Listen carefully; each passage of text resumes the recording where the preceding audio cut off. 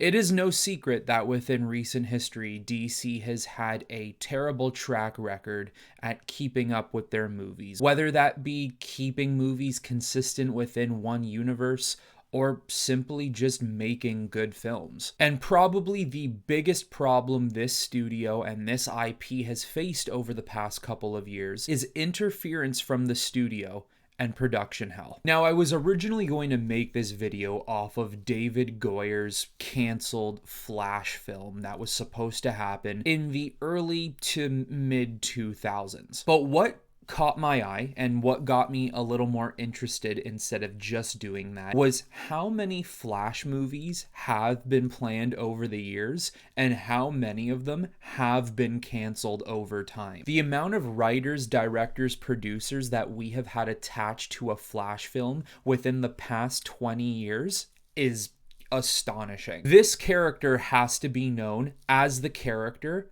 with the most production hell behind it. So we're going to go on a little bit of a history trip here, and I'm going to go through all of the Flash live action films that were once being worked on and never came about, either getting canceled or simply just being forgotten about. There's quite a lot of them, so buckle in. To start this all off, we have to go back to the 80s, and more particularly the mid to late 80s, where comic book writer Jeff Loeb was actually tasked with writing a Flash script in which he did successfully complete it. It never ended up materializing. This is when Jeff Loeb went into comic book writing. He made quite the lucrative career out of it, and the studio just somewhat forgot about the Flash over the next 10 years or so, if not a little bit longer. That is when in 2004, they gave the job to David Goyer, and he wasn't just going to write it, he was also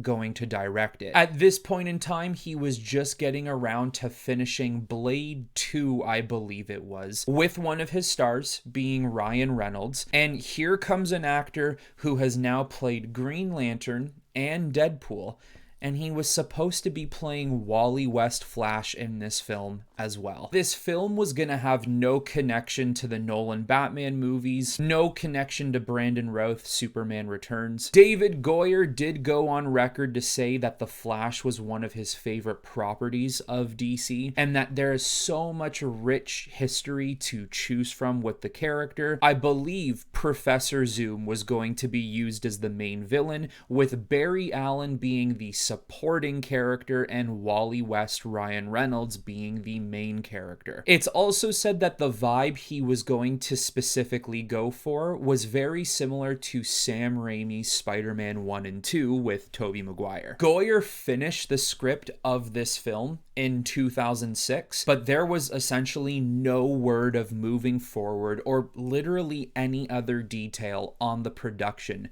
moving into a year later of 2007. It was soon after this that David Goyer decided to step away from the project, citing that there's creative differences between the studio and the creative himself, which happens quite often with a lot of these directors and studios even today. It can also be used as an excuse to basically say, we don't want to do this anymore, we want to do this. So here is where we bridge into another Flash project, which is within the same month of David Goyer leaving his Flash project. Within this same month, Warner Brothers hired a screenwriting duo who also happened to be husband and wife, Michelle and Kieran Mulroney, and their job was to make a Justice League film that was going to feature Barry Allen as the Flash, and this is the immortal Justice League mortal that was supposed to be made by George Miller in 2008 time. At this time, they also planned a connection to this story where they actually got Sean Levy to make a Flash movie that did not feature Barry Allen. Instead, the main Flash was going to be Wally West, but it was going to be within the same connected universe. So following this process, Sean Levy had to then step back because of his commitment making Night at the Museum. So who do they replace Sean Levy with? Well, they decide to go with David Dobkin. This is a director who has a lot of experience working with people like Owen Wilson, Vince Vaughn, Ryan Reynolds. He did Wedding Crashers, which in my opinion is one of the greatest comedies of all time, but you can kind of get this idea that maybe this spin-off Flash film featuring Wally West was meant to be a comedy film. More disaster ensues when basically the writer's strike from 2007 to 2008 derailed Justice League Mortal and whatever George Miller had planned for the future of DC. At this point in time, I could only assume the spin-off movie of Wally West Flash was canceled as well. David Dobkin's plan to make that movie did not pan out, so where do we go from here? Well, very soon after, they still have this desperate idea to make a Flash movie, and this is where they hire Craig Wright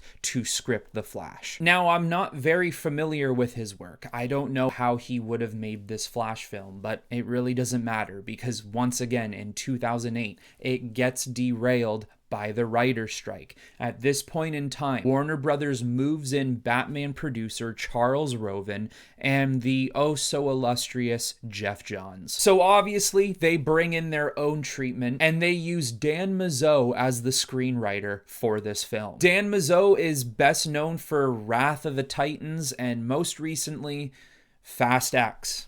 So, yeah, great option. Essentially, what happened after this point is it was 2009 and 2010. Geoff Johns and Charles Roven essentially saying, it's gonna happen, just wait, gonna be great. And yeah, didn't happen. Their confidence was so high that Dan Mazeau literally had this to say: "The Flash has not been hobbled. Everything is moving forward as planned. I'm still writing the script. Geoff Johns is still consulting. Flash fans have no cause for concern, and in my opinion, there's lots to be excited about." Well, the concern for a Flash movie, or at the very least a good Flash movie, is still part of DC fans' concern to this day. So moving into 2010, this is where we can get away from the writer strike failures of the Flash movie and that whole string of canned scripts from David Goyer to Dan Mazeau. Greg Berlanti enters the chat. This is the guy who is well known for having the CW universe somewhat successful. They sprung into action to take on the Flash and finally give him his film. The film was supposed to be based off of whatever Geoff Johns was writing about the Flash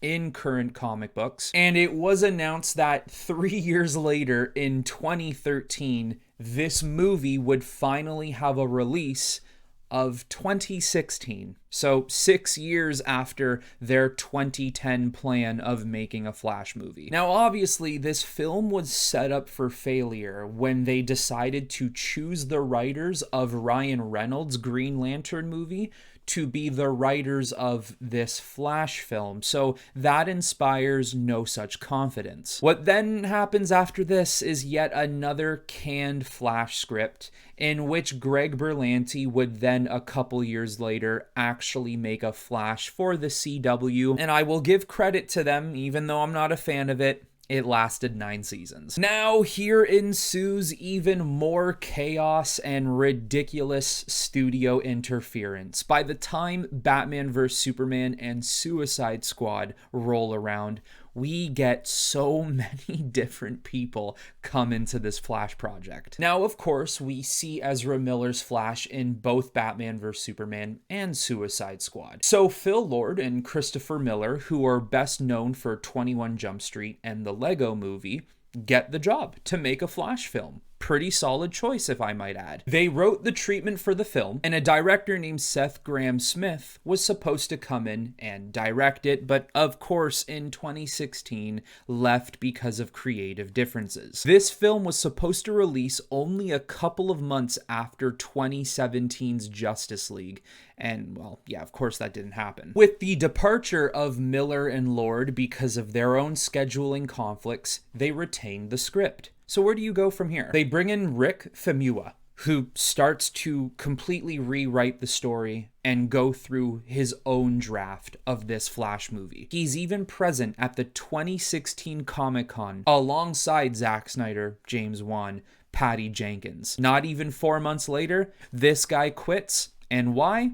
Creative differences. So to replace Rick, where do you go? Well, they decided to go with John Francis Daley and Jonathan Goldstein, who are best known for writing Spider-Man Homecoming. Once again, what's the excuse? Ah, yes, creative differences, but not between studio and writers. Actually, this time, between writers and actor Ezra Miller. Apparently, they couldn't get on the same page. And it got so bad that Ezra Miller actually brought in Grant Morrison to help him pen a new treatment for the Flash film. Not only did Daley and Goldstein leave the project, but their script was scrapped by the studio, but also scrapped was Ezra Miller and Grant Morrison's pitch. Now, there is a particular moment here as a DC fan, as a Flash fan, as a comic book movie fan, as a film fan, anybody who watches any genre of films, you look at the process